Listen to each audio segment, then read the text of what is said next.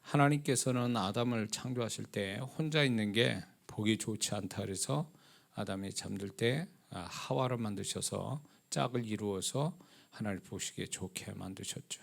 그리고 하나님은 계속적으로 연합에 대해서 연합의 능력과 비밀을 하나님께서 말씀하고 계셨거든요. 이스라엘 백성에게도 그렇고 신약에 와서도 두세 사람이 내 이름 모르는 곳에 그들 중에 주님이 함께 하신다. 주님이 함께 하신다. 그리고 두 사람이 합심해 땅에서 간 거면 하나님께서 저희를 위해서 이루신다는 이 연합에 대해서 약속을 주시고 연합의 능력을 분명히 말씀해 주고 있습니다. 그럼에도 불구하고 연합만이 사람과 사람이 연합되어지는 이것만이 축복이 아니라 홀로 있을 때 그것이 또 다른 축복이 시작된다는 것입니다.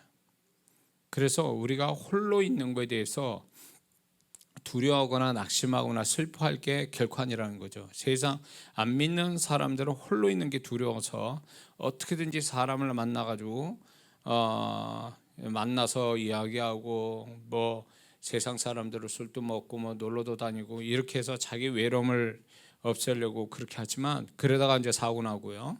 그렇게 하지만 예수 믿는 사람은 결코 홀로 있다라는 것이 결코 그게 불행한 것만은 아니다라는 거죠.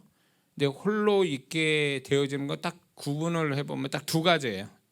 좀 크게 생각하면 자기 잘못으로 홀로 있게 된 것, 그 다음에 하나님 뜻에 의해서 홀로 된 것.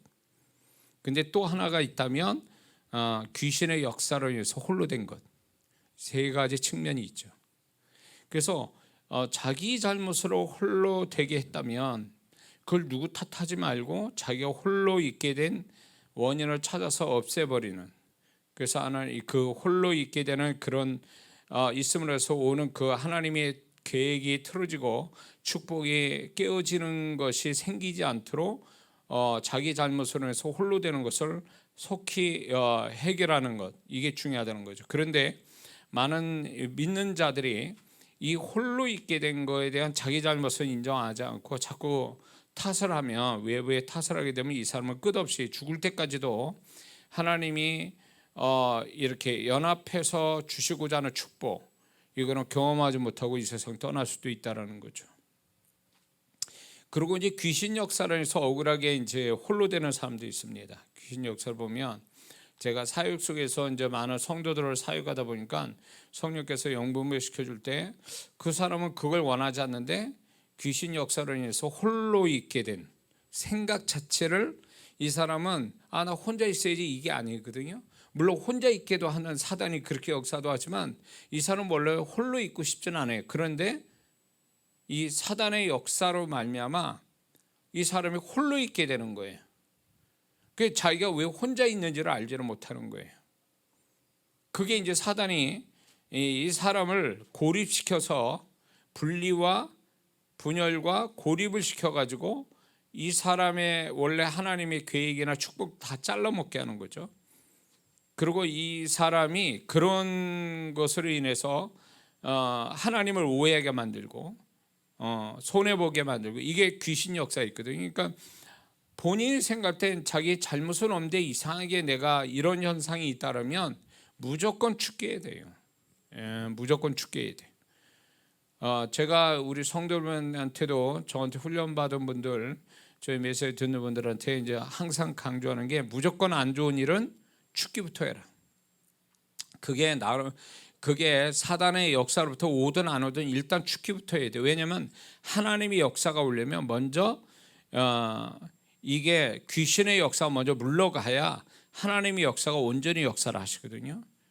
근데 이게 사단의 역사가 물러가지 않는 상태에서 만약에 성령의 역사가 오잖아요. 그럼 중복이 되다 보면 이게 문제가 커요. 그러니까 이게 축복이 안 되는 경우가 허다하게 많아요. 집회 현장에서도 보면 이제 제가 계속 이걸 20년 동안 하는 거예요. 집회 시작하기 전에 항상 축기부터 하는 거. 이걸 20년 전부터 했는데 그 교회 바깥의 사역으로부터 왜 이걸 하게 됐냐면 이게 귀신 역사 떠나가지 않은 상태에서 이걸 안 하고 이제 집회를 하잖아요. 그러면 성령이 역사하는데 반드시 악한 영도 같이 들어와서 역사하거든요. 그 불법으로.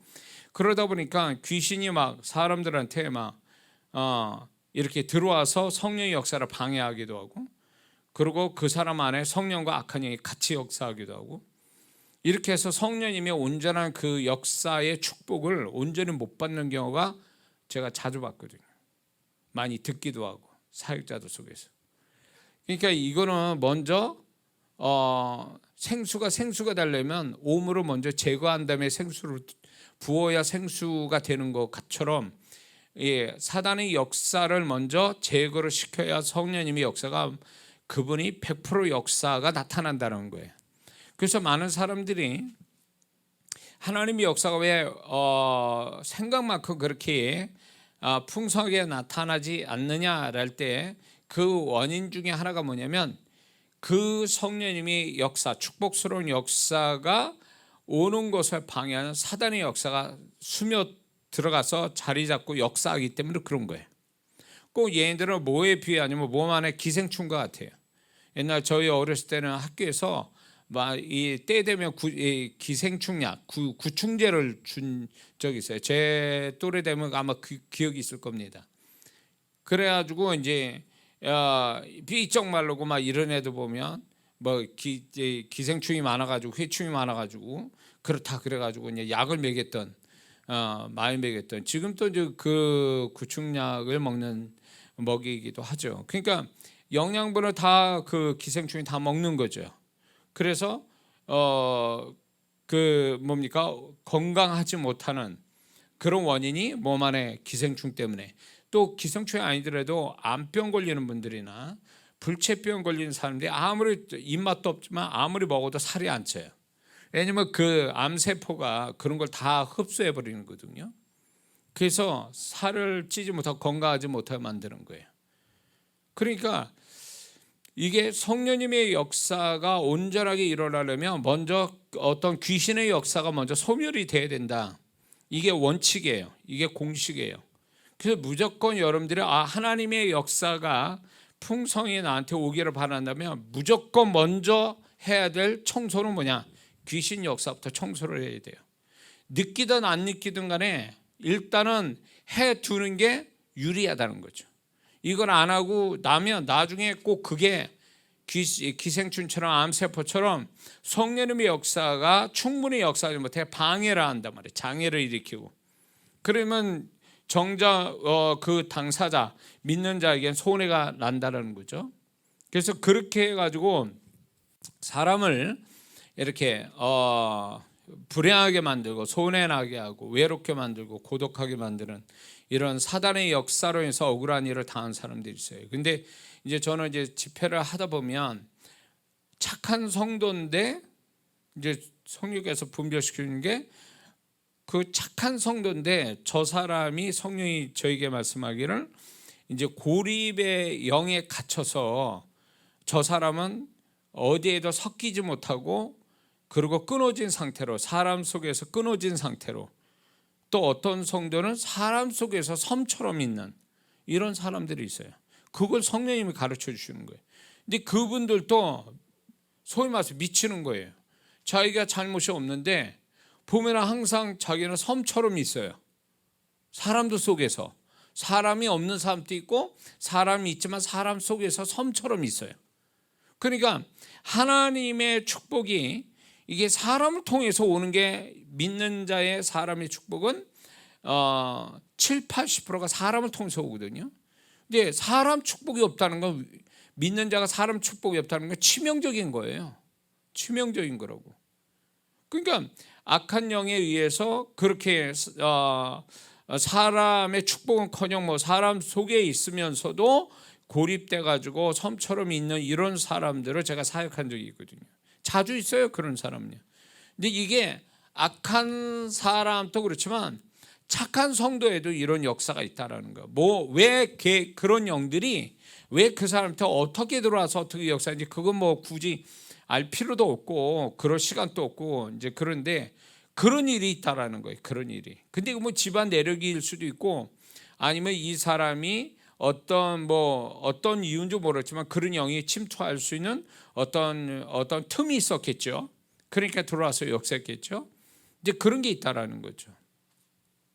근데 이제 우리가 지금부터 이제 나눠지는 거는 뭐냐면, 하나님의 뜻에 의해서 이 사람은 잘못이 없는데 악한 영이 역사하는 것도 아닌데 하나님의 뜻에 의해서 모세처럼 이렇게 홀로 있게 하는 그런 시간을 보내는 성도가 있다라는 거예요.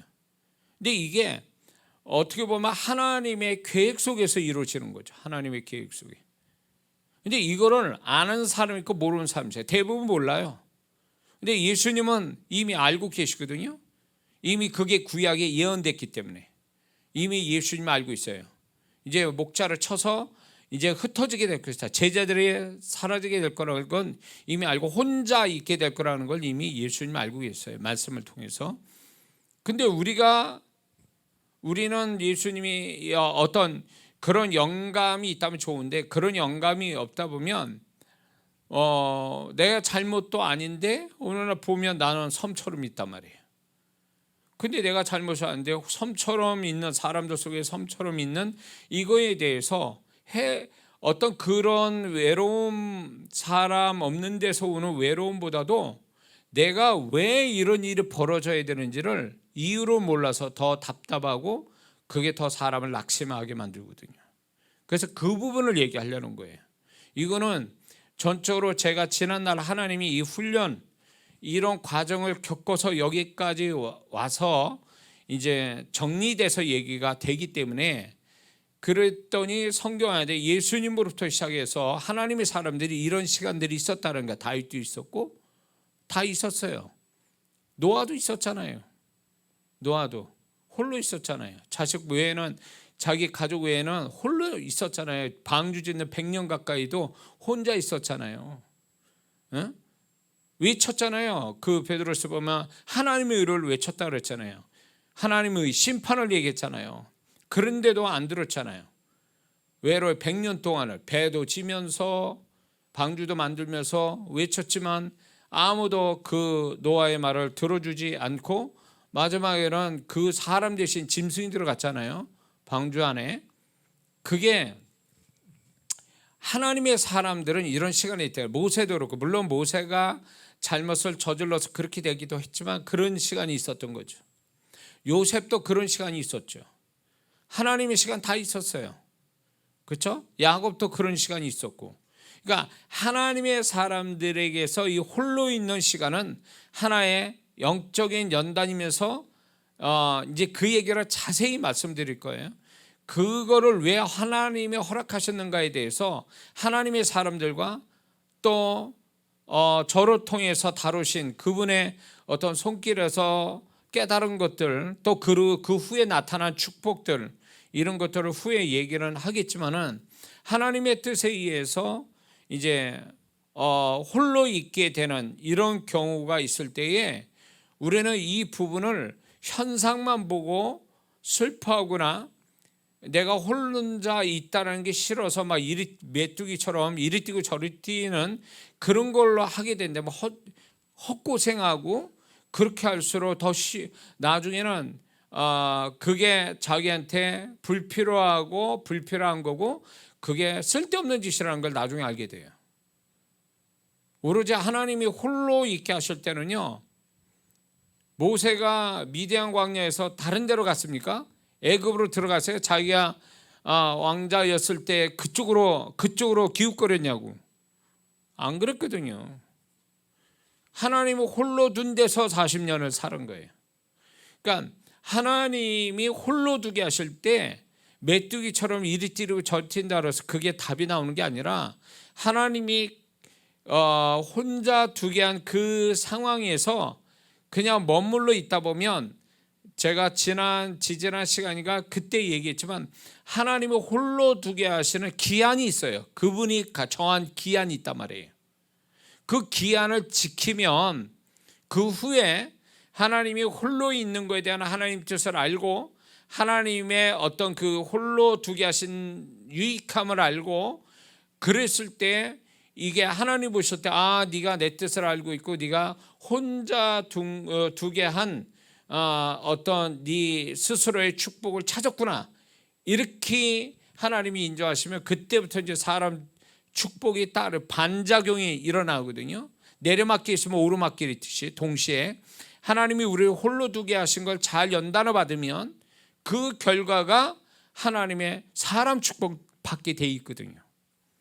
거기까지 가기 위해서 기다리는 사람이 돼야 돼요. 견디고 기다릴 줄 알아야 되는데 견디고 기다리지를 못하는 거예요. 그러니까 이리 뛰고 저리 뛰고 이 사람 만나고 저 사람 만나고 그렇게 해본들 안 맞아 돌아가는 거예요. 소위 비유로 들면 이게 이렇게 뭡니까? 기계가 이렇게 맞물려서 돌아가야 되는데 나는 열심히 맞물려서 돌아가려고 애쓰는데 상대방이 안 맞아 나오고 헛바퀴 도는 거지. 고생만 하고. 이런 식의 어떤 혼자 있을 때 이런 경험을 할 수 있다라는 거예요. 그러니까 억지로 좀 맞춰가지고 살아보려고 그러는데 안 맞아. 그 사람이 악한 것도 아니고 내가 악한 것도 아닌데 안 맞아 돌아가. 그거는 하나님이 혼자 두게 하려고 그렇게 한 거를 억지로 꿰맞춘다고 되는 문제가 아니라는 거예요. 꼭 뭐가 아니면 퍼즐을 맞춰야 되는데 퍼즐이 맞출 그림이 없는 거예요. 퍼즐은 너저분하게 그 조각들이 있는데 안 맞아 돌아가는 거지. 맞을 자리가 없는 거야. 찾지도 못하고 이런 식이거든요. 근데 이거를 여러분들이 이런 설교를 언제 들었는지 모르겠지만 들을 때는 안 것 같아. 근데 자기 실상에서 정말 이런 일이 벌어지면 믿지를 못하는 거예요. 이거를 성경적으로 아니면 하나님의 시각에서 이거를 이해를 못하는 거예요. 그럼 뭐하냐? 세상 사람 같이 하는 거예요. 생각도 세상 사람. 그리고 이거를 탈출하기 위해서 별별 방법을 다 쓰는 거죠. 이런 식으로 가는 거예요. 그러니까 신앙 따로 삶 따로 적용이 안 되는 거예요. 적용이. 그러니까 이게 믿는 자의 어떻게 보면 이게 소위 말해서 신앙이 자기 삶에 적용을 시켜야 되는데 적용이 안 되니까 듣긴 들었는데 적용을 안 하고 사는 거죠. 그러니까 많은 그리스도인들이 교회에서 목사님한테 말씀 많이 듣고 성경 공부도 하고 이렇게 했지만 그게 자기 실상에 적용이 안 되는 거예요. 왜냐하면 사고방식이 틀이 바뀌어야 되는데 듣기만 한 거예요. 그렇구나. 그러니까 성경적인 사고방식, 하나님이 바라는 사고방식으로 이게 전환이 되어지는 과정이 교회 안에서 벌어져야 되거든요. 이게 벌어져야 이게 그래서 내 생각이 무너져 버리고 가져온 그 세상 사람 같은 사고의 틀이 깨지고 하나님이 원하는 사고의 틀로 다시금 재조립되는, 분해됐다가 조립되는 이 과정이 교회 생활에서 이루어져야 되거든요. 믿습니까? 이게 이루어져서 이 사고 틀이 하나님이 바라시는 사고 틀로 재조립이 되면 이 사람은 그대로 자기의 삶을 거기에다 그걸 맞춰서 이렇게 생각하고 행동을 하는 패턴이 나오는 거거든요.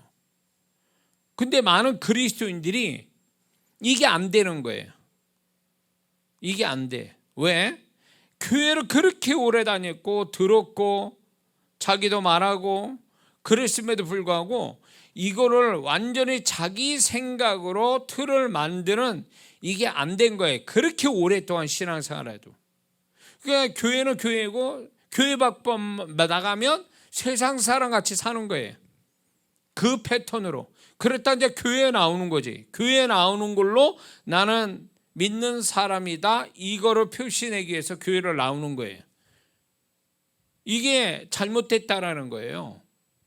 교회에 나오는 게 다가 아니라 교회에서 배워진 성도와 성도끼리 목사가 성도를 가르친 거 아니면 또 자기 스스로에게 깨달은 거 이런 것들이 결국 내 사고의 틀을 바꿔주는, 서서히 왕창 100% 다 무너졌다 다시 재조립이 되는 것은 아니더라도 신앙생활하면서 그게 하나하나씩 무너져서 새로운 걸로 이렇게 세워져 가는, 여러분들 제가 시골이나 이렇게 우리나라에 또 이제 그 옛날에 성을 쌓다라고 하는 만리장성도 그렇더라고요. 가보니까 뭐가 있냐면 원래 그때 당시에 세워졌던 성벽 이게 있는데 워낙 오래돼 가지고 무너졌어.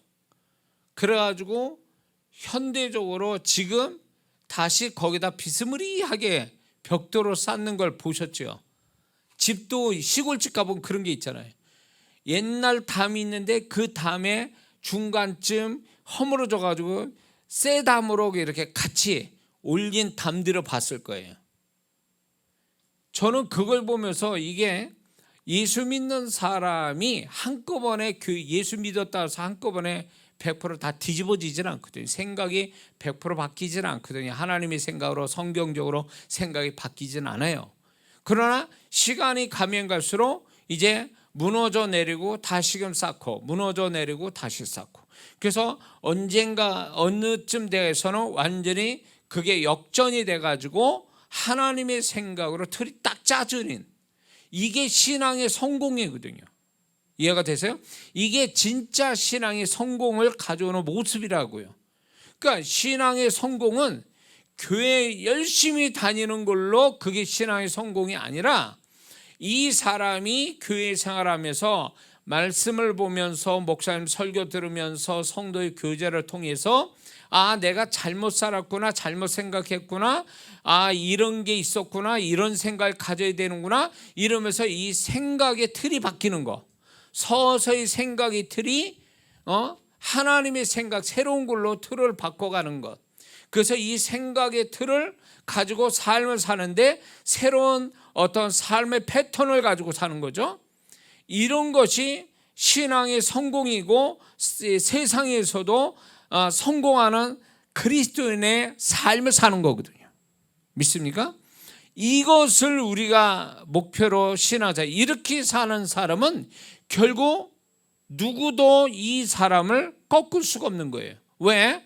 이 사람은 겉사람은 어떻게 할지 몰라도 이 사람의 속사람, 이 생각이 뒤집어져서 그리스도인 생각으로 딱 정립이 된 이 사람은 못 이긴다는 거죠. 왜냐하면 그걸 목숨같이 지금까지 신앙생활을 많이 해서 오랜 시간 신앙에서 만들어진 이 틀이 있거든요. 이 틀을 누구도 못 깨거든. 죽는다 해도 이 틀 가지고 누구도 이 사람을 죽일 수는 없는 거예요. 죽어도 하나님이 원하는 생각 가지고 죽는 거예요. 그러니까 순교자들이 위대한 게 뭐냐면, 순교를 할 정도의 목숨을 주를 위해서 버릴 만큼의, 지난 날에 그가 주를 위해서 죽을 수도 있을 만큼의 사고의 틀을 가졌다는 거야. 평범한 사람과 다른, 그냥 그저 그런 일반 크리스찬하고 다른 사고의 틀을 가진 거예요. 선해서가 아니라, 순교자가 선해서가 아니라 거룩해서가 아니라 그 생각 자체가 목숨을 주를 위해서 버릴 만큼 이미 그 틀이 짜여진 사람들이. 하나님은 그걸 아신 거예요. 쟤는 칼 맞아 죽든 총 맞아 죽든 나를 위해서 얼마든지 죽을 수도 있는 사람이라는 걸 하나님이 아시니까 순교에 영광을 주시는 거예요. 순교는 아무나 하는 게 아니거든. 순교는 아무나 하는 게 아니에요. 그 미국에서 고등학교 총기 사건이 일어났을 때 자기 또래 애들이 총기를 이렇게 방마다 교실마다 다니면서 막 그냥 총을 갈겨가지고 죽일 때에 그 정말 감동스러운 이야기가 있었어요. 어느 교실에 들어갔는데 이제 숨었는데 이게 총기를 가진 남자애가 발견한 거예요, 여자애를. 근데 네가 예수 믿냐? 예, 예수 믿냐? 그러니까 이 여자아이가 나는 예수를 믿는다. 그냥 갈긴 거예요. 거기서 죽었어요, 얘가.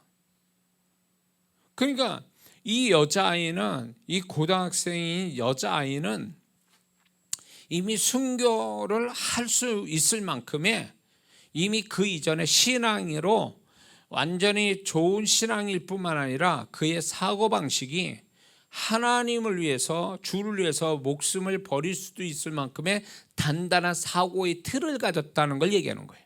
그렇기 때문에 하나님께서 그에게 순교의 영광을 주시기 위해서 순교의 순간을 만나게 한 거예요. 응? 그러니까 주를 위해서 목숨을 버릴 수도 있는 사람은 그 사람이 신앙사 오래 했기 때문이 아니라 선교사기 때문이 아니라 그 사람이 기도를 많이 했기 때문이 아니라 결정적인 것은 목숨을 주를 위해서 버릴 만큼의 단단한 생각, 하나님의 생각으로 무장된 사람이란 못 이긴 거죠. 목숨은 빼앗아 갈 수 있어도 주를 위한 이 단단한 생각을 깰 수가 없는 거죠. 이게 성공하는 크리스찬이라는 거예요. 우리가 그런 사람이, 순교자는 되지 못할지언정 우리는 정말로 주를 위해서 순교자적인 삶을 살 수는 있거든요. 그렇게 되려면 내 생각이 그냥 집사네, 권사네, 장로네 이런 거 가지고 폼 잡을 게 아니고, 그리고 신앙 연수가 있네 이거 가지고 자랑할 게 아니란 말이에요.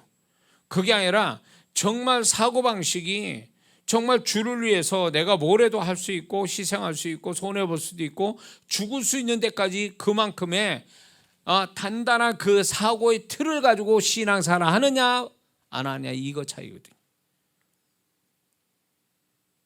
그러니까 제가 이렇게 집회를 해서 영혼들을 살필 때도 보면은 겉은 화려하고 좋은데 속은 텅텅 비어서 아무것도 아닌 사람들 많아요. 응? 하여튼 뭐 주님이 영혼을 보는 눈을 열어주셔서 이렇게 볼 때에 영혼이 제대로 이렇게 소위 말하면 지식이 있죠, 직분이 있죠, 체험이 있죠. 그럼 뭐하냐고. 그 사람이 틀이 주님 앞에서 정말 죽음조차도 이길 수만큼의 주님이 주신 생각으로 무장되어 있지 않는데, 왜 크리스찬들이 교회생활 잘하다가 봉사도 잘하다가 별것도 아닌 게 시험 들어가지고 교회를 나가지고 세상 사람 되는 이유가 뭘까요? 그렇게 열심히 했던 사람이 이유가 뭔지 아세요? 그 성도를 시험 들게 한 그 성도가 악해서 그렇게 나자빠진 거라고 생각 듭니까? 어디 간들 뭐 교회가 무슨 뭐 천사들 모입니까? 천사들의 모임이 아니잖아요. 문제가 많은 사람들이 와가지고 교회 생활하는 거예요. 그래서 변화받아 가는 거지. 그러다 보면 같이 이렇게 부딪혀서 문제가 있을 수 있어요. 그런데 그런 거를 못 견뎌서 이제 내가 상처받았다, 저 사람이 나한테 해를 끼쳤다, 기분 나쁘게 했다, 이런 식으로 해가지고 교회를 떠나간다, 그래서 세상 사람 됐다. 이거는요, 몸으로서는 성실하고 하나님 앞에 상 받을 일을 했지만 이 성도의 치명적인 문제는 뭐냐면 그리스도인다운 생각의 틀을 안 갖고 있다는 거예요. 단단한 그리스도인의 생각으로 무장되지 못했다는 걸 증명하는 거예요. 그게 목숨을 거는 일도 아니고 자존심에 걸린 문제라 그 자존심 하나 못 지켜, 자존심 상했다고 해서 그걸 주님을 버리고 교회를 버려? 응? 그건 아니잖아요. 문제는 그거라니까. 결정적인 문제는 뭐냐면 생각이 아직도 주님이 원하는 생각을 자기가 열심히 신앙생활하는 것만큼의 생각의 틀도 하나님 원하는 틀을 만들어 가야 되는데 이걸 안 만들고 세상적 사고 구조로 가지고 신앙생활하니까 이 지경이 되는 거라고. 응? 그러니까 많은 그리스도인들이 교회 생활의 목적이 뭐냐, 교회 생활을 통해서 봉사로 더 잘하고 신앙 기술자가 되어가는 게 아니에요. 신앙 기술자 아시죠? 예배 기술자, 기도 기술자, 봉사 기술자 되려고 교회 생활하는 게 아니란 말이에요.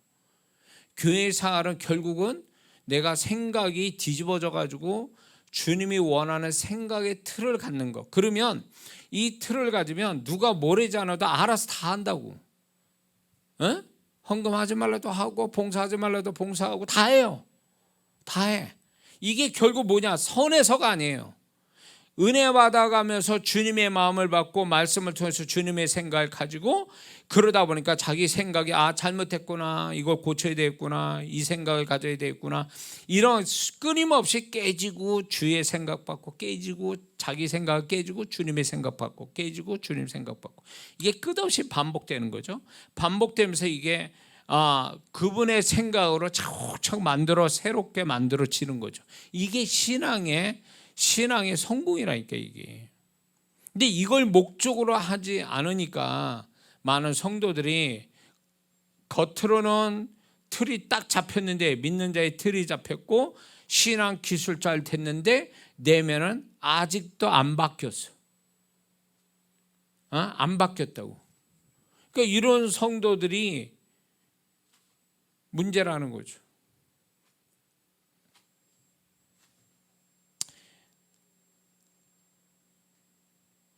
미국에 있는 우리 제 후배, 저한테 훈련받은 목사가 있는데 전화 통화를 하면서 안타까운 이야기를, 그 교회 얘기를 들었는데 거기에는 집사 하나님이 두 분이 계세요. 뭔 말인지 아시죠?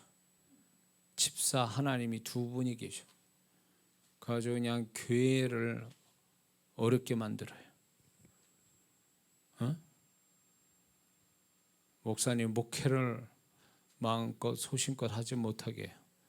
그 집사 하나님 때문에. 그분이 전에 내가 교회, 그 미국에 자주 갔던 그 교회도, 거기도 집사 하나님 5분이 계셨어요. 그래가지고 그 집사님들과 상대해서 이제 다 그분들이 나가게 됐죠. 나가게 됐는데 이분들이 뭐냐면 창립 멤버라, 그 교회가 한 25년 됐거든요. 25년 동안에 교회가 부흥된 게 아니라 그분 때문에 교회가 그냥 주저앉아서 그분들만 있어. 교회가 그분들만 있더라고. 그게 교회냐고. 그러니까 그 후배 목사님은 5분의 집사 하나님 섬기냐고 아주 죽을 맛인 거지. 교회도 부흥이 안 되고. 어차피 나는 가서 뭐 2번 볼 사람들이 아니니까 막 진짜 막 주님의 심정 가지고 막 때려 부셨죠. 그래 결국은 이제 그분들이 떠나가서 다행이다 싶었는데, 한편으로 안타까운 게 뭐냐면, 그렇게 하나님이 한 교회를 세우기 위해서 창립 멤버라는 영광을 주셨고, 그래서 그 교회를 처음에 잘 섬겼는데 이게 세월이 갈수록 25년 됐단 말이에요. 그러면 처음 신앙생활 치더라도, 아니라도 다른 데서 몇 년 했다 해도 거의 25년에서 30년 신앙생활 했으면 정말 진짜 주님의 모습이 조금이라도 나와야 되는 거 아니에요? 보여줘야 되는 거 아니에요? 주님의 향기가 조금이라도 나타나서 그 뒤에 오는 성도들한테 본이 돼줘야 되는 거 아니냐 말이에요. 그게 아닌 거예요. 그분들은 오히려 생각이 악한 생각으로 틀이 딱 짜져 있는 거예요. 그래서 목사를 안 보는 거예요. 그 정도. 그 목사를 안 보고 아주 뭐 진짜 자기 밑에 있는 사람처럼 생각을 하는 거예요. 심지어는 사례비도 안 주는 거예요. 나 이런 교회를 보면서 교회가 아닌 거죠. 성도가 아닌 거예요. 그러니까 이분들이 그렇게 25년, 최하 25년을 그 교회에서 신앙생활했으면 목사님들이 계속 있었단 말이에요. 교회가 빈 적이 없으니까. 그럼 그 목사님들이 악한 얘기를 했겠습니까? 하나님 말씀 전하고 신앙생활 잘해보자고 그렇게 했을 텐데 25년 동안 뭘 배운 거예요? 25년 동안 그 분들은 도대체 뭘 배웠다는 거예요? 25년 동안 악한 생각으로 아주 단단한 돌멩이가 차돌림이 딱 돼버린 거예요. 누구도 못 깨는. 그래서 목사님이 그 성도들을 변화시키려고 왔다가 오히려 쫓겨나가서 7분인가 8분 쫓겨나가서 깨지지 않고 목사님이 깨졌어. 오히려 목사님이 깨졌어. 아니 슬픈 이야기예요 이거. 슬픈 얘기라고. 응? 그 한인교회가 그런 교회가 가끔가다 이렇게 보일 때마다 너무 마음이 아픈 거예요. 그건 교회 생활하는 게 아니에요. 그 진짜 하나님과 원수된 것을 모르고 있어요. 본인들이 하나님의 이 하나님 교회의 원수된 자로 서 있다는 걸 모르고 있어요. 이게 그러니까 한번 임자로 만나야 뒤집어지지. 제가 그랬어요. 기도밖에 없다. 이거는 기도해서 하나님이 작업하게 해야지 방법이 없다. 이거는. 저도 그 교회 갈 때 진짜 엄청 기도하고 갔어요. 여기서부터 기도하고 가는 거예요. 왜냐면 한 교회를 살려야 되니까. 거기 들어올 영혼들이 수도 없을 텐데 이 양반들이 가로막고 있어가지고 교회가 부흥도 안 되고, 이분은 또 이제 이 양반들은 그 목사님을 내어쫓으려고 준비하고 있고, 그런 위기에 나를 부른 거죠. 하나님이 진짜 소방서로 저를 부르신 거예요. 제가 뭐 거기를 처음부터 알았던 것도 아니고 그 교회를. 그러니까 제가 이제 무슨 생각이 들냐면, 아유 하나님 그러면 그렇지, 내가 뭐 편한 교회는 안 보내시는구나. 교회를 보내셔도 꼭 이런 교회 보내시는 거예요. 이게 사고뭉치가 있는 교회. 그리고 이게 그래서 제가 교회마다 집회 수백 교회로 교회 집회를 하고 뭐 목사님 교회 집회도 많이 했는데, 개교회 그런 성도들이 갈 때마다 있는 게 교회. 그러니까 교회가 살지를 못해. 그분들 때문에 교회가 살지를 못해. 그러니까 제가 주님의 마음을 가지고 단단히 무장해가지고 가가지고 이제 그분들을 대놓고 하는 건 아니어도 이 교회로 붙들고 있는 그 귀신이 있거든요. 이게 개인의 귀신하고 그 교회 공동체로 붙들고 있는 귀신은 다른 차원이 달라요. 차원이. 영의 세계에서 이게 상대해 보면요, 한 10배 정도 강해요. 공동체로 붙들고 있는 귀신은요. 제가 직접 상대를 하니까. 그러니까 이게 그분들이 사람이 아닌 거예요. 그분들의 뭐 별것도 아니에요. 세상 직업이 뭐 변호사나 검사나 이런 것도 말하기 그래서 그렇게 힘 있어서 교회를 휘어잡고 있구나 이렇게 할 때 아니에요. 다 뭐 월급 얼마 되지 않는 남의 집에 캐셔하고 뭐 딜리버리하고 뭐 이런 일을 하는 사람들이에요. 그냥 직장 다녀서 겨우겨우 먹고 사는 사람들이에요. 이런 사람이 교회 와서 완전히 그 한두 사람이 교회를 다 휘어잡고 있다는 것은 그 사람의 능력이라 그 배후의 악한 영이 이 공동체를, 교회라는 공동체를 무너뜨려서 귀신의 능력을 가지고 지금 그러는 거거든요. 그러니까 다른 사람이 꼼짝을 못하는 거예요. 그 교회 성도가, 제가 간 그 교회는 성도가 10명 이상이 됐는데도 그 사람들을 뭐 이기지를 못하는 거예요. 그게 영적인 능력이에요. 그게 못 이겨. 그러니까 그런 어떤 그 교회를 향한 그런 어떤 악한 영이 그 사람을 통해서 역사를 하는데, 이건 성도가 아닌 거죠. 제가 그 성도를, 이분은 처음에 이제 목회자였으니까 품으려고 하는데 품지 말라 그랬어요. 이거는 교회를 사랑하는 자도 아니고 성도가 아니다. 이거는 교회로 망치려고 갈아지고 귀신 능력 가지고 지금 막 앉아 있는 사람들이 있더니 이거는 분명히 없애버려야 된다. 이렇게 제가 얘기했거든요. 근데 그 사람들 떠나니까 정말 새로운 성도들 오더라. 그거예요. 나는 그걸 보고 나왔으니까 결국 마지막에는. 그러니까 하나님과 원수된 거를 모르는 거예요. 원수된 걸 모르고 귀신은 계속 그 교회가 망할 때까지 그 사람한테 힘을 주고 있는 거예요. 또 그 사람들 되게 건강해요. 다른 성도들은 그냥 골골거리고 그냥 교회 나오고 힘들었는데, 이 사람들은 막 뭐 힘이 넘쳐. 귀신이 주는 힘이라고 보는 거예요. 귀신이 주는 힘.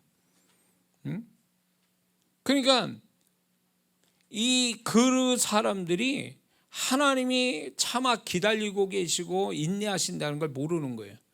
내가 볼 땐 이 사람들 심판이 곧 내려질 것 같고, 누가 기도를 빡세게 하면 모레도 막 난리가 날 것 같은데, 이렇게 영적인 전쟁을 치른 분들이 없으니까 지금 교회가 이겨가지고 저렇게 득세하고 있는 그 사람들을 볼 때에 이거는 하나님이 그냥 보고 기다리고 계신 거죠. 참고 기다리고 계시는 거예요. 하나님과 원수돼서 반대편에 서 있다는 걸 모르고 있는 거예요. 왜 이렇게 됐을까요? 이분들이 처음부터 그랬을까요? 처음부터 가룟유다였을까요? 가룟유다가 처음부터 그랬을까요? 처음부터 알렉산더와 후메네오가 그렇게 교회에 원수질했을까요? 사도 바울을 괴롭히는 사람이었을까요? 아니요. 어느 시간대부터 이게 이렇게 마음에 악이 들어오기 시작하면서 스스로 용납하면서 이게 생각이 굳어진 거예요. 악으로. 이게 신앙생활 잘못했다는 증거죠. 후배 목사가 지금 열심히 그 말씀을 정확하게 막 들이부시는 그냥 회개하라고, 죄를 얘기하고 회개하라고 얘기하는데 그 얘기를 들으면서 괴롭죠. 근데 속으로 예수님에 대해서 복음을, 그분이 예수님께서 정말로 신령한 말씀을, 진리를 얘기할 때 뭐 했어요? 대제사장과 서기관들이 예수를 죽이려고 모의하더라. 수요일날 그랬죠? 그런 거 똑같은 거예요.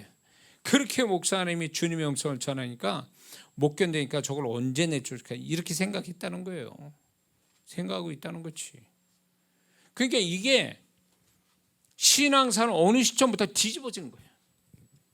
뭔가 하나님의 생각을 가져서 애통이 여기고 회개하고 이러면서 생각 깨지는 거거든요. 그렇게 할 때마다 말씀 듣고 깨지고 막 몸부림치고 회개하고 막 이러면서 나의 생각은 깨지고 하나님 생각으로 덧입혀지고, 이 과정이 반복됨으로 인해서 이제는 나중에 자연스럽게 하나님의 생각이 내 생각이 돼서 그걸 가지고 살아가는 거예요. 세상을 그렇게 살아가면서 이기며 신앙생활을 하는 사람이 되는 거죠.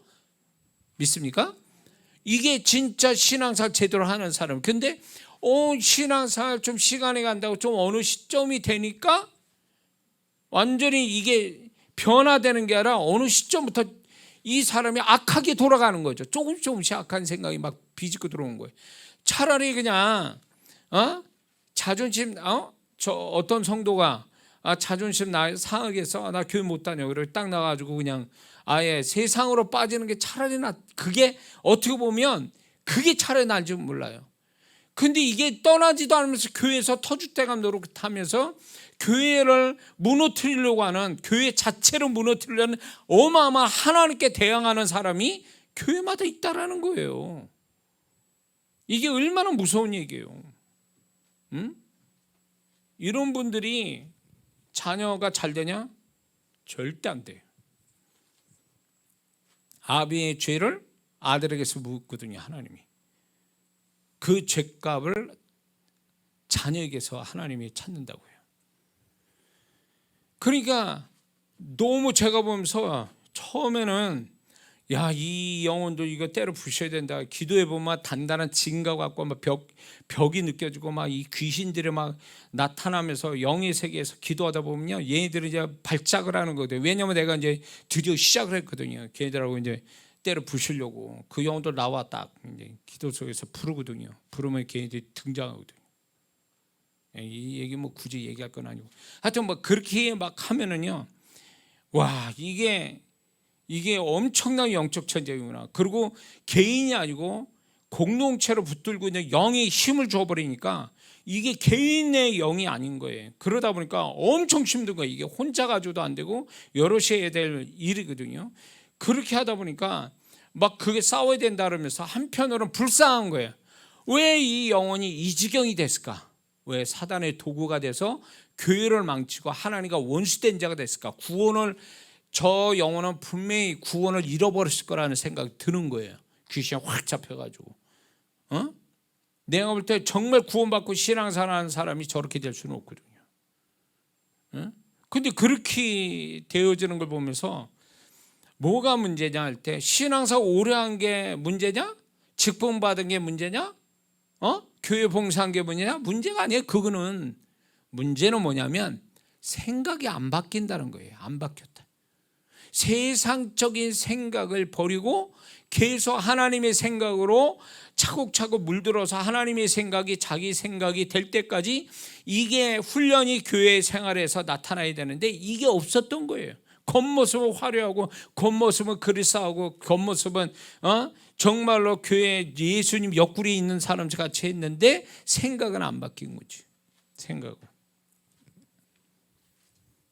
생각이 안 바뀌는 원인이 뭔지 아세요? 회개를 할 줄 알아야지. 회개를 할 줄은 모르는 거예요. 자존심 사는 거예요. 목사님 설교할 때 무슨 누구 억한 심정에서 설교를 하냐고. 그러면 그 목사님이 기도하고 설교하면 주님의 음성이 거기 있을 텐데 듣고 주님이 나한테 이렇게 얘기해 주구나 그러면서 회개할 줄 알았는데 회개하는 게 아니라 목사가 저 까네 나를 막 이런 식으로 씩씩거리고 말이에요. 끝났는데 인사나로 씩 가버리고 그런 성도들이 있거든요. 그럼 뭐 하는 거예요 그게? 이게 생각이 깨어져서 하나님 앞에 내 자기 자신을 보면서 하나님께 회개하는 마음을 이렇게 가져야 그것이 하나의 생각이 깨지면서 하나님 생각이 덧입혀지는데 회개할 줄도 모르죠. 회개할 줄도 모르고 그리고 하나님 말씀에 겸손할 줄도 모르고 성령이 깨닫게 하시는데 동의할 줄도 모르고 그리고 뭔가 이렇게 다른 성도나 이런 걸 배려하거나 그런 성도들의 모든 걸 수용할 수 있는 겸손도 없고 그러니까 이게 생각이 안 깨지는 거예요. 세상에 살던 살아온 그거 자기를 지탱해온 그 사고방식을 그대로 가지고 교회 생활하고 그대로 그거 가지고 직분받고 그렇게 하다 보니까 이 사람이 어느 날 귀신이 휙 들어가 버린 거지. 그래서 생각을 넣어줘서 그 생각을 붙들고 이제 교회 안에 하나님과 원수된 짓을 하기 시작하는 거죠. 그게 결국 생각이 안 바뀌는 거예요. 생각이 안 바뀌는 거예요. 그래서 내가 신앙생활 잘하느냐 못하느냐는 예배 출석을 잘하느냐 봉사를 잘하느냐 헌금 잘하느냐 이건 두 번째 문제예요. 이게 자랑 표시가 아니라 이거는 성도들끼리 우리끼리 그걸로 평가를 하는데 하나님의 평가는 그걸로 평가하는 게 아니에요. 그분의 평가는 네가 무슨 생각하고 있느냐는 거예요. 네가 지금 무슨 생각을 가지고 있지 이거예요. 그러니까 하나님이 이새의 아들들을 쫙 모아놓고 왕이 될 자를 사무엘이 찾았지만 하나님은 그 사무엘도 눈 이렇게 보니까 정말 잘생긴 그 아들들이 있으니까 얘가 하나님 기름 부냐 이렇게 헷갈렸다는 거예요. 근데 이제 하나님 뭐라 합니까? 나는 사람을 외모를 보지 않고 그 마음의 중심을 보느니라. 그 마음의 중심이라는 게 결국 그 사람이 어떤 마음, 어떤 생각을 가지고 있는가가 하나님이 그걸로 평가하신다는 거죠. 그러니까 오늘날에 동일해요. 그분은 우리로 보실 때 내가 얼마나 잘났느냐, 얼마나 교회사자로 체험 많이 했냐, 직분이 있냐, 봉사 많이 했냐, 헌금 많이 했냐 이걸로 보시는 게 아니라 그분이 보시는 아주 핵심은 기준점은 기본은 그의 심령에 그의 생각에 무슨 생각 가지고 있느냐 무슨 생각 생각이 그분이 원하는 생각으로 차츰차츰 바뀌어져 갈 때에 하나님이 그걸 기뻐하시고 그걸 통해서 바뀌어진 생각만큼 그를 신뢰하고 그를 인정해 주시고 그걸로 그 사람의 축복을 결정짓게 만드시는 거거든요. 그것으로 인해서 그 사람이 뭐 봉사도 한다 헌금도 한다 뭐 하면 이게 플러스 알파가 되는 거지 이거의 모든 봉사하고 헌금하고 애쓰고 이런 것들은 결국 얻은 거 어디하고 연결되고 뭐가 근원이냐면 그 사람 생각이라고. 그래서 우리의 신앙은 사람에게 인정받자고 신앙생활하는 게 아니잖아요. 저도 여러분에게 목사로서 제가 주님의 통로자로 쓰임받아서 나를 주님의 통로자로 봐주세요 이렇게 말할 필요도 없고 그리고 내가 성도들 잘 보이려고 애쓸 필요 없다라는 거예요. 중요한 거는 그분한테 잘 보여야 이게 신앙이 성공이 되는 건데 그분에게 잘 보이는 비결은 뭘 어떻게 행위를 갖는 게 아니라 무슨 생각을 가지고 사느냐는 거예요. 정말 어떤 생각이 늘 그를 지배하느냐는 거예요. 그 생각이 하나님과 일치되어 살아가느냐는 거예요. 그런 생각이 있다면 그 사람도 오늘 정말로 진짜 총 맞아 죽는다 해도 주님을 위해서 부인하지 않고 주님을 위해서 죽을 수도 있는 순교자가 될 수 있는 거예요. 이런 사람 되자고 우리가 지금 신앙생활하는 거지 우리가 무슨 뭐 기술자 되자고 신앙 기술자 되자고 교회생활하는 게 아니란 말이에요. 학원 다녀가지고 말이에요. 뭐든 돈 들이면 학원 다니면 다 기술이 들잖아요. 뭐 우리 여기 지하 1층에 그 탁구장이 있거든요. 제 나이쯤 되고 저보다 좀 젊은 분들이, 여자 남자분 아줌마들이, 아저씨들이 열심히 탁구를 치는데 잘 치더라고. 얼마나 많이 돈 들여서 훈련을 했으면 저렇게 잘 칠까. 예. 근데 여기 이사 와서 나도 좀 탁구를 좀 치는데 나도 좀 한 시간 남으면 한번 칠까 뭐 이런 생각인데 5년 동안 한 번도 그런 시간이 없네 저도. 그렇게 하는데 모든 게 그렇잖아요. 거기도 학원 다니면서 탁구도 돈 들여가면서 배운 거잖아요. 그것처럼 우리가 교회 생활에 뭐 헌금하고 교회 생활하면서 신앙 기술자 배우려고 학원처럼 다니는 겁니까? 교회를 기술자 되는 게 아니에요. 하나님의 사람, 하나님의 사람, 하나님의 잡힌 사람, 이 사람이 되는 조건은 뭐냐? 생각이 같아져야 되는 거예요. 그분의 생각과 같아지는 존재가 되기 위해서 교회 생활하는 거예요. 믿습니까? 근데 이걸 누가 알아줍니까? 알아주는 게 아니에요. 이렇게 한다고 뭐 돈이 나옵니까? 안 나와요. 정부에서 뭐 보조금 나옵니까? 안 나와요. 이거는 이렇게 한다고 내가 뭐 알아주는 것도 아니고 돈이 나오는 것도 아니지만 이게 하나님이 바라는 우리에게 바라시는 모습이기 때문에 우리는 이걸 위해서 하는 거예요. 열심히 내는 거예요. 생각 바꾸자고. 그래서 교회 생활을 통해서, 목사님 설교를 통해서, 성경 말씀을 통해서, 은혜스러운 성도를 통해서 내가 잘못 살았구나, 내가 잘못 생각했구나, 내가 이걸 회개해야 되겠구나, 내가 이렇게 해야 되겠구나, 이거를 깨달아가는 거, 그거를 발견해 가는 거. 그래서 나는 정말 고쳐야 될 게 너무 많아, 생각을 고칠 게 너무 많아, 이러면서 그분 앞에서 내가 뭘 고쳐야 되는지를 알아가는 거. 뭘 고칠 줄도 모르는데 뭘 고쳐? 고치는 게 뭔지도 모르는데 맨날 씩씩거리고 뭐 나한테 상처 주네, 나 자존심 상하게 만드네, 목사님 날 까네, 뭐 이렇게 하는 사람은 뭘 고쳐요? 고칠 게 뭐 있냐고. 그런 사람이, 이런 사람은 고칠 게 없어요. 그리고 또 이런 사람이 있어요. 자기 의로 충만한 사람. 나 잘났어 하는 사람도 있거든요. 교회 다니면서 뭐 세상에서 뭐 하다못해 뭘 했더라도 뭐 한가락 하는 사람. 그 목사님이 이런 분들을 상대하기가 참 힘들어요. 좀 고칠려 해도 못 고치는 거야. 막 이게 뭐 생각이 워낙 강하고 세상에서 뭔가 좀 위치가 되어 있고 막 이렇게 뭐 또 가진 것도 많고 이런 분들을 상대하기가 쉽지 않겠죠. 담임 목사님이. 근데 모르겠어요. 저한테 오는 성도를 어떻게 할지. 그런 분이 온다면 뭐 그 성도가 우리 교회 성도 된다 해도 떠나갈 심 자꾸 막 두들겨야지 뭐.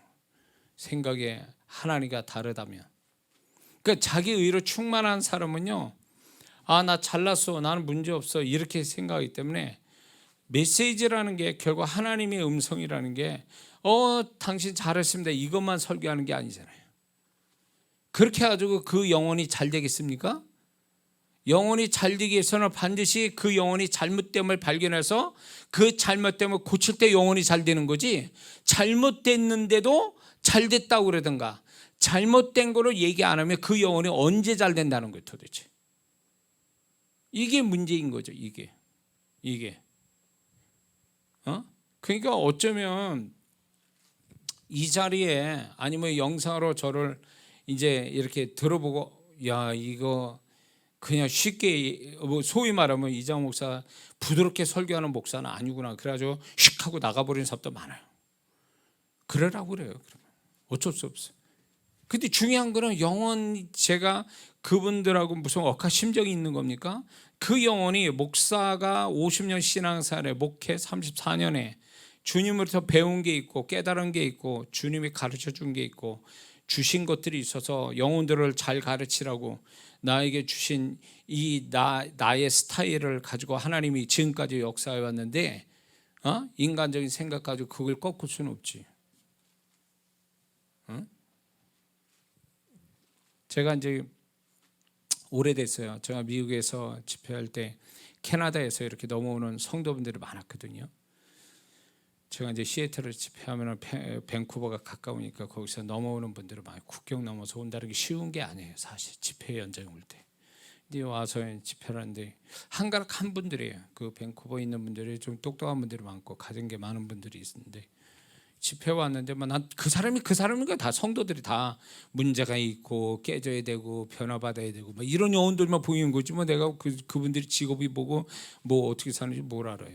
그래가지고 이제 막 그냥 주님의 마음 주신 대 들려주신 대로 막 해버리니까 어떤 한 분이 있었어요. 한 분 여자 성도님인데 이분이 거기에서는 누구도 못 건드리는 거예요. 목사님도 못 건드려요. 이분이 워낙 성격도 강하고 막 그러다 보니까.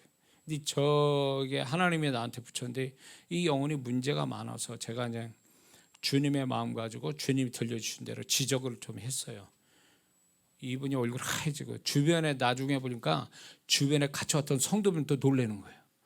저 목사 저렇게 얘기하면 안 되는데 저분한테 저렇게 했다면 안 되는데 이런 표정으로 저를 봤던 거예요. 근데 이분이 씩씩거리고 갔어요. 집에 욕을 하면서 갔어요. 차를 타고 다시 넘어가면서 저에 대해서 욕을 하면서 갔어요. 그래서 집에 갔는데 가만히 생각해보니까 내 말이 또 맞거든. 그래가지고 그 다음에 또 왔다는 거예요. 집회 때 와가지고 이제 혹시나 자기를 좀 알아줬으면 좋겠는데 한가닥 하고 이랬는데 다 아는데 거기서는 큰 교회에서 다 알고 있는데 자기를. 근데 왔는데 좀 칭찬해 줄 줄 알았더니 또 여지없이 또 그냥 주님의 음성으로 그냥 막 박살을 내는 메시지를 전한 거죠. 개인적으로 공개적으로. 이분이 또 씩씩거리고 갔네. 가족들하고 같이 왔는데 창피하기도 하고 막. 그런데 이분이 진짜 안 오려고. 그런데 도대체 이 목사가 뭔데 나한테 그런 소리 하냐. 맞기는 맞는 말인데 이렇게 막 얘기를 할 수 있냐. 나는 아무것도 모르는 사람이니까 그분에 대해서. 그분이 다시 왔어요. 세 번째 왔는데 제가 이제 메시지가 아니라 이분은 성령이 부르봐서 깨져야 될 사람이다. 이거 주님이 직접 성령님이 깨트려야지 얘기는 안 됐다 싶어가지고 불받으라고. 이분이 성격대로 부르받아가지고 엄청 막 진짜 그 안에 성령님의 막 맞춤 사역을 하는데 난리가 난 거예요. 이분이. 그러고 나서 이분이 변화됐어요. 엄청 변화됐어요. 그래서 제가 캐나다 갈 때 이분이 많이 저에 도움을 줬죠. 저한테. 그래서 변화를 받았어요. 변화를 받으니까 여러 가지 가정이나 다른 사람 관계나 교회 생활이 이분이 굉장히 잘했던 거예요. 기존과 다르게. 결국 뭐냐면 이분이 여지껏 자기 모습을 못 본 거예요. 그 자기 모습을 보여주게끔 한 사람이 없었다는 거예요. 자기가 뭐가 문제인지를. 근데 이제 여지없이 저는 그냥 과감하게 막 그렇게 해버리니까 주님의 음성 듣고 막 해버리니까 이분이 처음엔 기분 나쁘다가 그게 주님의 음성으로 역사하기 시작하니까 이분이 인정하면서 그러면서 거기에서 서서히 깨지기 시작한 거예요. 그리고 불받고 뒤집어지는 회개가 터지고 막 난리가 났죠. 그분이 정말 신앙생활 그 후에 엄청 잘했어요.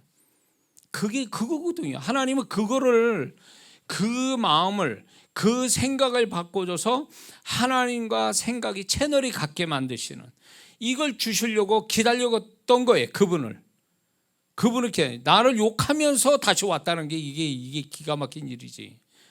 욕하면 오지 말아야지. 어떻게 또 오냐고. 근데 와서 또 깨지고 막 이랬는데 이제 나중에는 이분 얘기가 그래. 오기가 나더라는 거야. 이 사람이 이 목사가 어디까지 얘기하나 나를. 그래서 또 왔다는 거예요. 그래서 또 왔고 그랬는데 이분이 뭐 뒤집어지더니 뭐 변화 받아가지고 그거죠. 변화라는 게 뭐예요? 우리는 예수 믿는 사람은 늘 변화받고 살아가야 되는데 이 변화는 결국 뭐냐면 생각에 바뀌는 거예요. 하나님의 생각으로 바뀌는 거예요. 이게 진정한 변화거든요. 어떤 행위의 변화는 이거는 변화라고 얘기할 수 없어요. 행위의 변화가 아니라 생각의 변화가 와야 되는 거예요. 이 생각의 변화를 주시려고 성령이 역사하시는 거죠. 응? 그럴 때 교만한 자는 변화를 받기가 어려워요. 자기 의로 충만한 자도 변화받기 어려워요.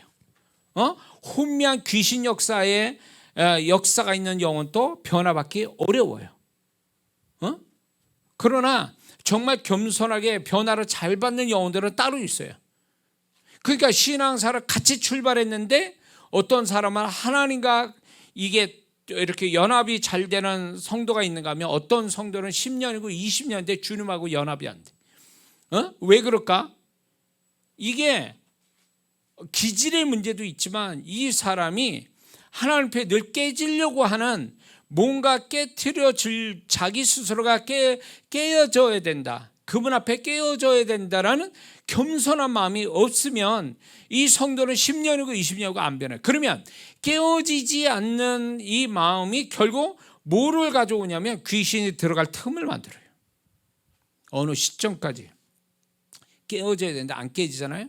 그러면 이 깨어지지 않는 것만큼 이제 깨어지지 않으면 뭐가 들어오냐면 이 사람에게 귀신이 서서히 이 사람을 속이는 역사를 서서히 가지고 들어온다고요.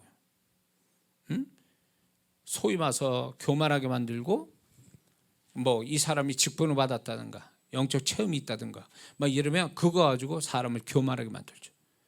교회에서 중요한 역할을 한다. 이러면 이제 교만이 더 많아지는 거죠. 이렇게 할 때 귀신이 치고 들어오는 거죠. 응? 야, 나 없으면 우리 교회 안 돌아가. 이런 식이죠. 응? 그렇게 되면 이제 직분 받고 이렇게 되면 목사님도 이제 소위 말하면 목사님도 만만하게 보는 거죠. 그렇게 되니까 이런 성도들이 결국은 생각의 변화를 그때마다 받지 않으면 이게 반대로 귀신에게 틈을 줘서 사람이 이상해지는 거예요. 이상해지네. 그래서 내가 갈수록 주님과 가까워지는 사이, 그래서 그분과 연합하는 사이가 되는지 아니면 갈수록 그분하고 생각이 멀어지고 귀신의 생각, 세속적인 생각, 죄된 생각에 물들어가는 사람인지 스스로 점검해 봐야 돼요. 솔직하게 자기를 들여다보고 점검해야 돼요. 뭐 아니면 도인 거예요. 우리는요, 신앙이 중간이라는 게 없어요. 주님과 가까워지면 세상과 멀어질 거고 세상과 가까워지면 주님에게 멀어지게 돼 있어요. 중간이라는 게 없어요. 중간이라는 게. 그러니까 내가 주님으로 말미암아 변화받으려고 조금이라도 변화받으려고 하면 주님께 가까이 가서 나는 세상 것이나 죄된 거나 마귀의 것이 내게 접근하지는 못하지만 내가 변화를 안 받으면 계속 세상 것들이 나한테 가까이 붙어가지고 주님으로부터 멀어지게 된다니까요. 그러면 이제 딴 생각하고 사람이 달라지는 거예요. 겉으로는 그럴싸한데 속은 벌써 변질되고 있는 거예요. 변화를 못 받으면 변질되는 거예요. 변화는 좋게 변하는 거고 변질은 나쁘게 변하는 거예요. 쉽게 설명하자면. 그래서 변화를 받아갈 거냐 아니면 변질되어 갈 건가는 내가 그분 앞에 늘 나의 모습을 비춰보고 그분의 음성을 통해서 내가 절감하고 인정하고 회개하고 깨어지려고 애쓰는가, 이거의 차이거든요. 오늘날 성도분들이 도대체 낮아진 마음으로 깨어지는 마음을 잘 갖질 않아요. 회개를 또 안 해요. 죄를 자백하지도 않아요. 이러니까 사람들이 점점점 디모데후서 3장 1절에서 5절 말씀처럼 마지막 때가 돼가지고 안 좋은 마음들이 막 안에서 막 꽃피우고 있는 거죠. 그걸 숨기고 교회 생활하는 거죠. 숨기고. 네? 자, 우리는요 착한 마음을 가지고 착한 행동하는 것이 크리스찬의 진정한 모습이 아니에요. 이거는 목적이 아니에요. 이건 자연스러운 결과일 뿐이지 목적이 아니라고. 우리가 주님과 가까워지면 주님의 것이 우리 안에 충만해지고 그분의 생각으로 물들게 되잖아요. 그러면 세상 사람한테 착하다고 인정받는 게 아니라 내가 주님을 믿는 그 모습을 담대히 세상 앞에 그분과 함께 사는 것을 담대히 표현할 수 있는 자가 되는 거예요. 착한 사람이 되는 게 아니라 나는 주님과 함께 살고 있다는 걸 말로 행동으로 표현하는 자가 된다, 그 얘기예요. 이게 신앙이라고, 이게. 근데 우리는 세상 사람한테 눈치 보고 세상 사람한테 칭찬받으려고 착한 사람 되려고 애를 쓰고 있거든요. 우리가 주님과 함께 사는 거를 열심히 살다 보면 자연히 그들도 나를 볼 때 진실하고 정말 저 사람은 정말 사람이 착해, 이 소리는 자연히 나오게 돼 있는 거예요. 그걸 목적으로 하는 건 아니라고, 우리는.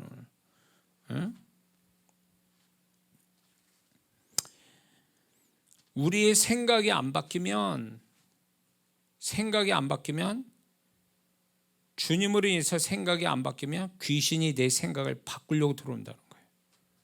이건 틀림없어요. 세상이 나의 생각을 바꾸려고 비집고 들어온다는 거예요. 이건 틀림없어요. 그러니까 우리는 주님으로 말미암아 변화받는 게 선택사항이 아니에요. 이거는 절대적인 사항이고 필수사항이에요. 믿습니까? 그래야지 뭐 받아도 그만 안 받아도 그만, 이게 아니란 말이에요.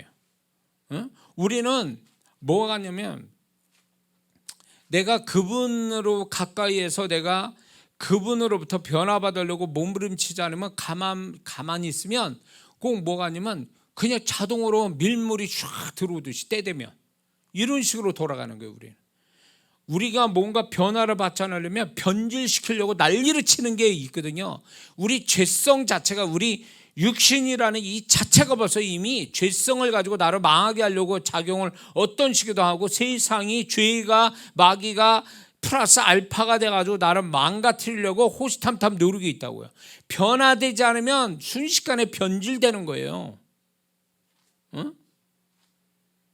그러니까 목사님, 저도요, 목회 30년 넘게 했어도 순식간으로 도매급으로 진짜 귀신에 잡히고 사람 죄에 잡히고 세상에 잡힐 수 있어요. 그렇게 오랜 세월 목사로 살았다 해서 뭐 주님 옆구리에 있는 게 아니거든요. 그러니까 긴장할 수밖에 없어.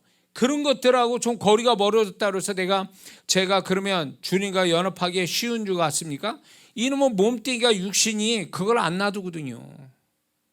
이 죄성이 끊임없이, 이 육신을 벗을 때까지는 죄성이 나를 끊임없이 노리고 있거든요. 나를 노리고 있어. 그러니까 생각은 마음의 원인인데 육신, 이 죄성이 나를 가만 안 놔둬요. 주님을 떠나보내게 하려고. 그러니까 우리는 초절하게 어떻게 보면 세상 죄의 마귀도 우리에게 역사하지만 한 가지만 이기면 다 이겨. 그거 나머지 거는 뭐냐면 내 육신, 내 죄성을 매일매일 내가 이기는 자가 되면 나머지 것도 다 이기게 돼 있어요. 내가 나를 못 이기니까 다른 것도 다 그것을 못 이기는 거예요. 그러니까 세상과 죄와 마귀를 이기려고 각각 싸울 게 아니라 내 죄성, 매일 눈만 뜨면 나를 그냥 집어삼키려고 주님 멀리 떠나게 하고 아주 그냥 자동으로 그냥 이게 막 꽃피우듯이 막 죄성이 막 그냥 발작을 일으킨다고. 이런 것들을 제어하고 이기고 살아가려는 매일매일의 영적 싸움이죠. 이게 진정한 소리 없는 영적 싸움이고, 이게 선한 싸움이에요. 선한 싸움의 시작은 바로 이거거든요. 여기에서 우리가 이 싸움을 무시하거나 멈춰서는 안 돼요. 끊임없이 주님 오실 때, 육신의 장막을 벗을 때까지는 끊임없이 이 싸움을 계속해야 된다고요. 이걸 이겨야 나머지 다 이기니까. 근데 이거를 이기려면 생각이 틀이, 하나님이 원하는 생각의 틀만 가지면 이건 육신은 이기게 돼 있거든요. 근데 이 틀을 안 가지니까 계속 육신은 발악을 하거든요. 근데 이거를 못 이기는 성도들이 얼마나 많아요. 성도 앞에서는 이긴 것 같은데 뒤돌아서 혼자 있을 때 이깁니까? 이게 저요? 속이는 거지. 응? 목사님, 저도 그런데 뭐 여러분들이, 제가 주님의 통로자 되니까 여러분들이 저에 대해서 우리 목사님 뭐 또 높게 이렇게 봐줄 수 있죠. 근데 여러분이 보는 것만큼 제가 그러면 사는 삶이 그 정도만 돼도 난 좋겠어. 솔직히 말해서 저도 매일매일 전쟁이요. 나와의 전쟁. 나와의 전쟁이라고요. 최소한의 우리 성도들이 나 봐주는 것만큼이라도 내가 좀 해보자. 이게 솔직한 심정이에요. 그러니까 매일 갈등이고 고민이고, 그런 속에서 또 지면은 또 괴롭고 회개하고, 이게 매일이 매일. 더군다나 저는 여러분에게 주님의 통로자로서 쓰임받아야 될 사명을 또 가진 자다 보니까 이게 더 높은 수준을 그분이 요구하니까 이거를 그분이 원하는 수준에 맞추려고 해야 되니까 이게 보통 고통스러운 게 아니에요. 보통 고통스러운 게 아니에요. 집회 때 이제 저를 통해서 주님이 많은 역사를 일으키시는데, 성도분들이 제가 뭐 긴 시간 또 집회도 하고 막 한 번 하면 막 이러니까 성도분들이 굉장히 놀랄 때가 있어요. 제가 그렇게 하는 걸 보고. 근데 제가 그랬어요. 이거는 아무것도 아니라고 했어요. 이거는 이렇게 긴 시간 동안 제가 주님의 통로자 되는 건 이거는 놀랄 일이 아니다. 정말 이거보다 더 힘든 게 뭐냐면, 이 일이 되기 위해서 오래전부터 이걸 준비하면서 나를 만들어가는 그분 앞에 내가 쓰임받을 만한 자격이 되기 위해서 준비하는 게 더 힘들다고 그랬어요.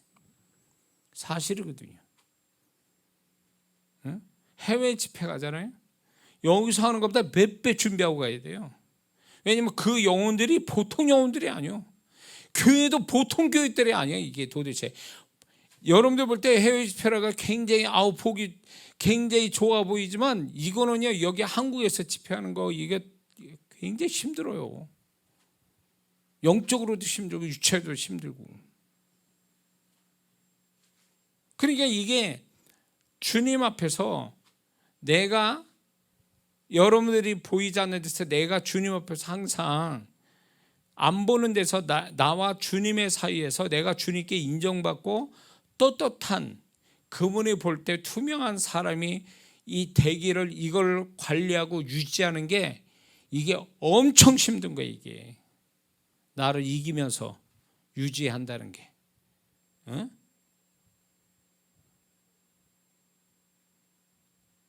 그러니까 제 아내하고 같이 있을 때 같이 살잖아요. 이렇게.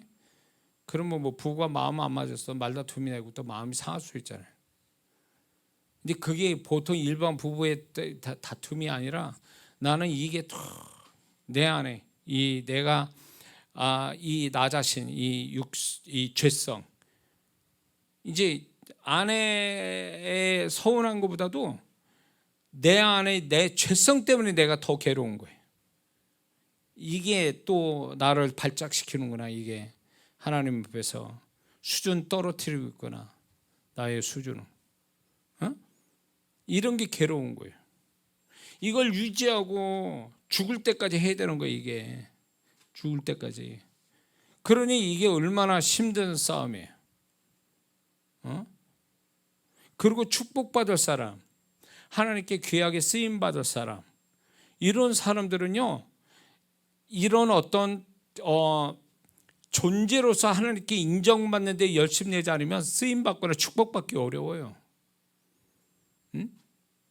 뭐 재주 부려가지고 뭐 이렇게 저렇게 한다지만, 그거는 자기 비즈니스 하는 거고 자기 열심으로 그렇게 하는 거지, 정말 주님이 기름 부어서 하는 사람이 되려면 정말 끊임없이 매일매일 눈만 뜨고 잠자기 전까지 끊임없이 자기의 죄성과 싸우는 이 영적 싸움에서 이겨가는 법을 배우고, 자기 생각을 그분의 생각으로 대체할 때까지 끊임없이 이 싸움을 멈추지 말아야 되는 거예요. 이 싸움에서 이겨가는 사람이 돼야 비로소 자격을 얻게 되는 거예요. 뭔 말인지 아시겠죠? 신앙살이 그거다 그거예요. 그러니 우리가 행위력을 가지고 하나님 앞에 명함 내밀지 말아요. 왜 하나님께 열심 낸데도 상을 못 받을까? 축복이 없을까? 그런 생각 안 해봤습니까? 그거는 왜 그 축복이 없냐면 이게 하나님 앞에 인정 못 받아서 그래요. 그분은 내 속을 보는 거니까. 내 속이 그분 앞에서 만약에 100점짜리다 그러면 그 사람의 행위가 20점짜리라도 하나님은 그 심령이 100점짜리면 그 행위가 실제적으로 20밖에 안 돼도 그분은 100점으로 보는 거예요. 왜? 그 사람의 속이 결국 그 사람의 하나님이 그 급수로 그 수준으로 모든 걸 봐주시는 거예요. 그게. 근데 거꾸로 이 사람의 내면은 20밖에 안 돼. 근데 그 사람의 행위는 100이야. 뭐 얼마나 봐줄까요? 그 행위를 100으로 안 봐줬어요. 그 사람이 20밖에 안 된다. 이거 하나님 법칙이에요. 그러니까 왜 나는 별것도 아닌데 왜 이렇게 하나님 많은 걸 나한테 주시지? 이런 고백을 하는 성도가 돼야 돼요. 믿습니까? 나는 하나님께 별것도 안 했는데 뭐 이렇게 하나님이 나한테 뭐 이렇게 많이 주셨어. 이렇게 고백하는 사람은 무슨 말이냐? 그 고백하는 사람은 그 사람 내면이 하나님께 그만큼 인정받았다는 거예요. 크게 높임을 받아요. 크게 그분이 인정해 주셨다는 거죠. 근데 나는 하나님께 할 만큼 엄청 있는데 왜 나는 축복이 없어 이렇게. 그런 말을 하지 마세요. 하면 벌써 발각이 나니까 옆 사람한테 지금 제가 이 설교로 인해서 그런 얘기는 하지 마세요. 그러니까 본인만 속으로 나는 굉장히 열심히 했는데 왜 나는 축복이 없지? 왜 하나님의 축복이 안 나타나지? 그러면 자기의 속을 들여다봐야 돼요. 내 속. 내 속이라는 게 결국 뭐예요? 생각과 감정이에요. 그게 수준이 있었냐? 하나님과 같은 수준으로 가지고 있었냐? 이걸 봐야 돼요. 그거를. 그거 있다면, 만약 그게 있다면 하나님은 뭘 해도 그 사람 하는 게 다 이쁘고 다 하나님 보실 땐 그게 크게 보이는 거예요.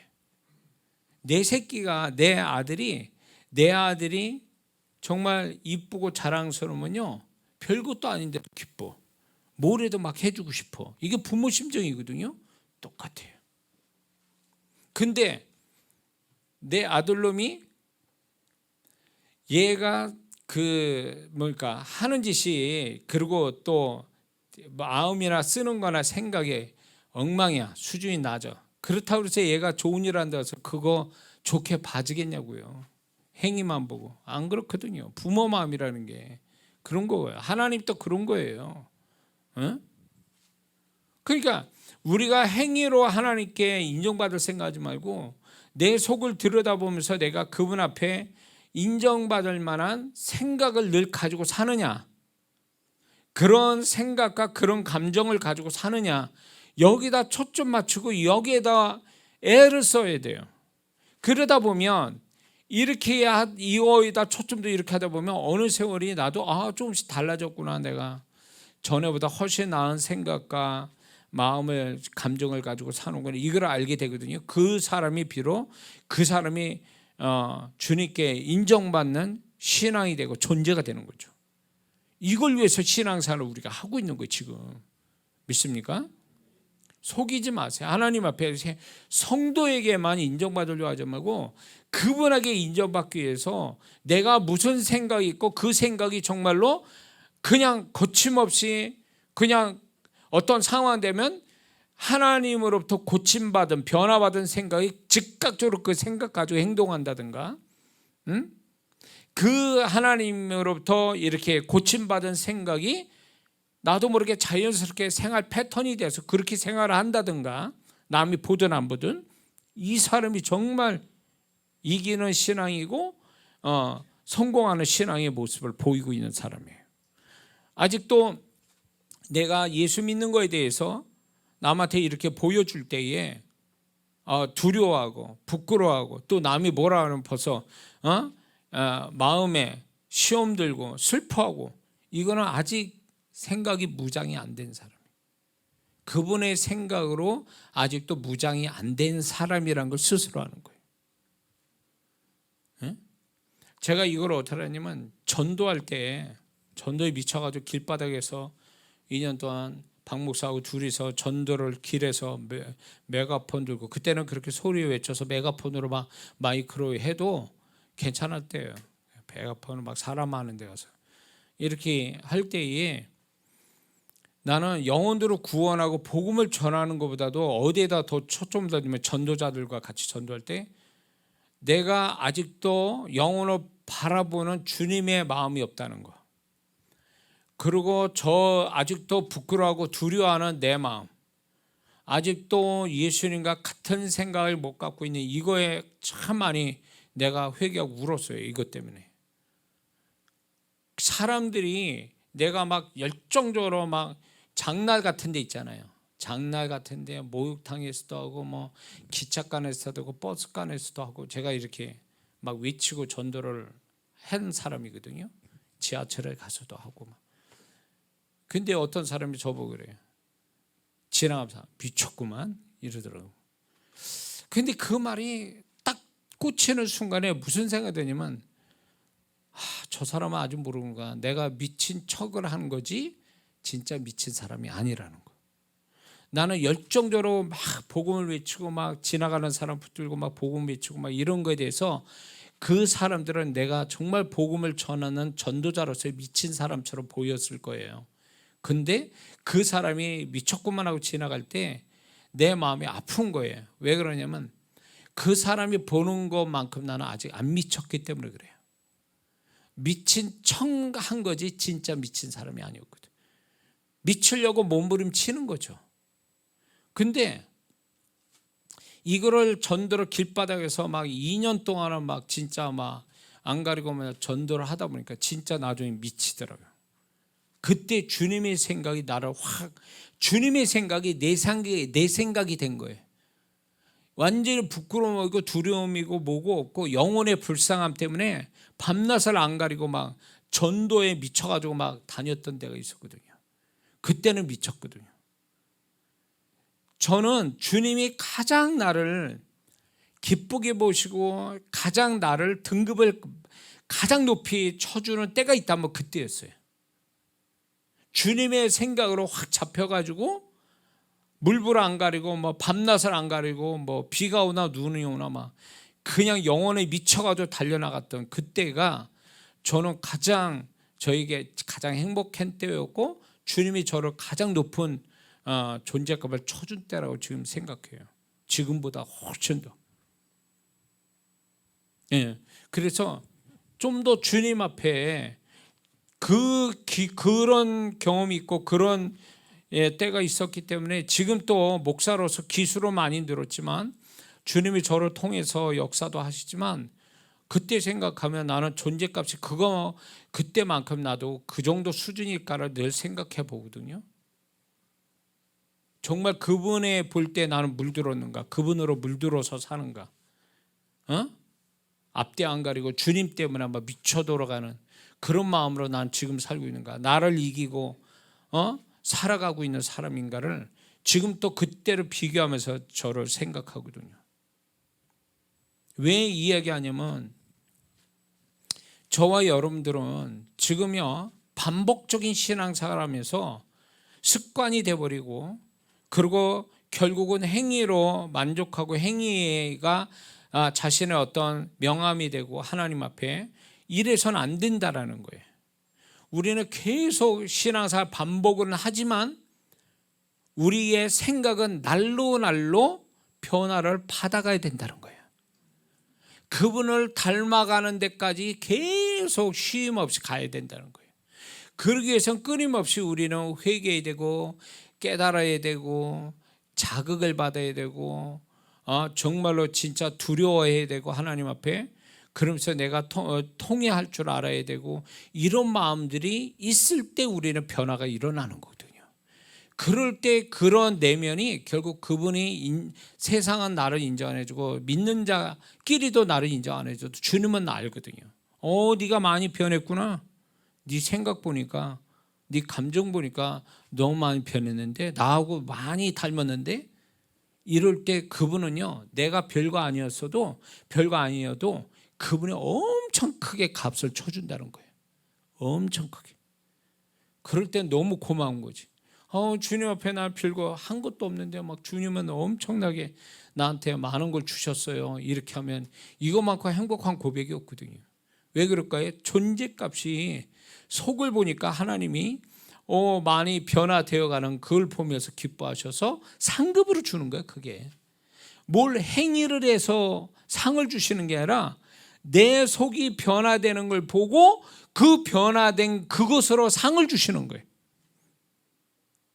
이 상을 우리 모두는 받아야 될 줄 믿습니다. 기도합니다.